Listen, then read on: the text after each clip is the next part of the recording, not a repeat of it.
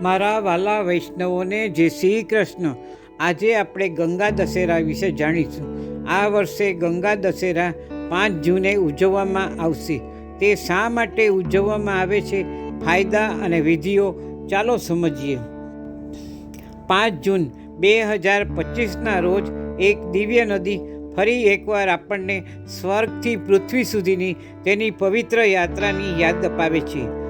આ એક એવી નદી જે ફક્ત પાણી જ નથી પણ એક આશીર્વાદ, શુદ્ધિકરણ દેવી છે.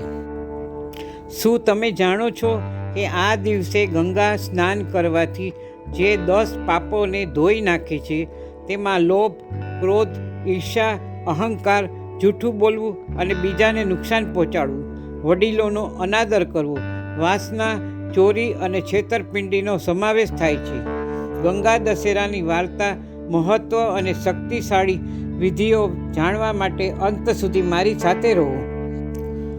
શાસ્ત્રો કહે છે કે ગંગા દશેરા પર ગંગાનું એક પણ ટીપું તમારા કર્મને કાયમ માટે બદલી શકે છે.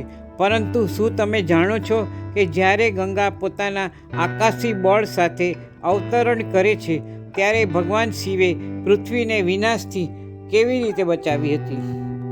આ દંતકથા રાજા ભગીરથ અને રાજા સગરના પૂર્વજો સાથે સંકળાયેલી છે. રાજા સગરના 60,000 પુત્રોને તેમના ધ્યાનમાં ખલેલ પહોંચાડવા બદલ ઋષિ કપિલ દ્વારા શાપિત કરવામાં આવ્યા હતા. જેમના આત્માઓ બેચેન રીતે ભટકતા હતા, તેમને શાંતિ આપવા માટે તેમણે વર્ષો સુધી ઊંડી તપસ્યા કરી. તેમની ભક્તિથી પ્રસન્ન થઈ અને દેવી ગંગાએ અવતરણ કરવા સંમતિ આપી. પરંતુ તેમનું દૈવી બળ એટલું શક્તિશાળી હતું કે પૃથ્વીનો નાશ કરી શકે. તેથી ભગવાન શિવે ગંગાને પોતાની જટામાં કેદ કરી અને ધીમે ધીમે મુક્ત કરી અને ધીમે ધીમે ગંગા પૃથ્વી પર નદી તરીકે વહેવા દીધી. જેમ જેમ ગંગાનું પાણી ભગીરથના પૂર્વજોની રાખને સ્પર્શ્યું, તેમના આત્માઓ મુક્ત થયા અને તેના પૂર્વજોએ મોક્ષ પ્રાપ્ત કર્યો. તે દિવ્ય દિવસને ગંગા દશેરા તરીકે ઉજવવામાં આવે છે, જ્યારે માતા ગંગા પૃથ્વી ઉપર પ્રગટ થઈ, ફક્ત પાણી તરીકે વહેવા માટે નહીં, પરંતુ પાપોને ધોવા, મોક્ષ આપવા અને માનવ જીવનને શુદ્ધ કરવા માટે. 10નો અર્થ 10 થાય છે. હરનો અર્થ નાશ કરવો. દશેરા નામનો અર્થ થાય છે તે દિવસ જ્યારે શરીર, મન અને વાણીના 10 પાપોનો નાશ થાય છે. જો તમે ગંગા નદીની નજીક રહેવા માટે ભાગ્યશાળી છો, જેમ કે હરિદ્વાર, વારાણસી અથવા તો પ્રયાગરાજ, તો 5 જૂને શું કરવું તે અહીં છે. સૂર્યોદય સમયે પવિત્ર સ્નાન કરો. આ સૌથી પવિત્ર વિધિ છે. નદીમાં દૂધ, ફૂલો અને દીવા અર્પણ કરો.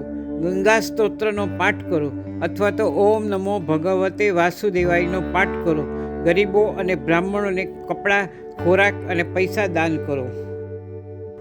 જો તમે ગંગા નદીની નજીક ન હોવ તો તમારા ઘરમાં ગંગા જળ છાંટો. ગંગા માતાના ફોટાવાળી વેદી સ્થાપિત કરો. ધૂપ, દીવો પ્રગટાવો અને ફળો અને સફેદ ફૂલોને અર્પણ કરો. ગંગા આરતીનો પાઠ કરો. શાંતિ અને પવિત્રતા માટે પ્રાર્થના કરો. ગંગા દશેરાની ઉજવણીની પરંપરા વૈદિક સમયમાં શરૂ થઈ હતી અને પદ્મપુરાણ અને સ્કંદ પુરાણ જેવા પ્રાચીન ગ્રંથોમાં તેમનો ઉલ્લેખ છે. આજે પણ લાખો લોકો તેના પાણીને સ્પર્શ કરવા માટે, તેની ક્ષમા અનુભવવા માટે માઇલો સુધી ચાલીને જાય છે.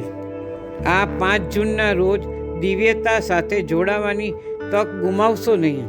પ્રાર્થના, દાન કે ભક્તિ દ્વારા ગંગા માતાના આશીર્વાદ તમારા જીવનમાં વહેવા દો.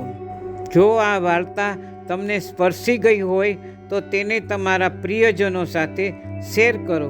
ગંગાની કૃપા દરેક ઘરમાં પહોંચે.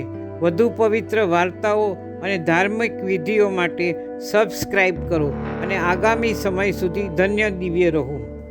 જય મા ગંગા. મા ગંગાનો પ્રવાહ તમારા ભૂતકાળના દુઃખોને દૂર કરે, તમારા કર્મને શુદ્ધ કરે અને તમારા પરિવારને શાણપણ અને શાંતિથી આશીર્વાદ આપે. જય શ્રી કૃષ્ણ.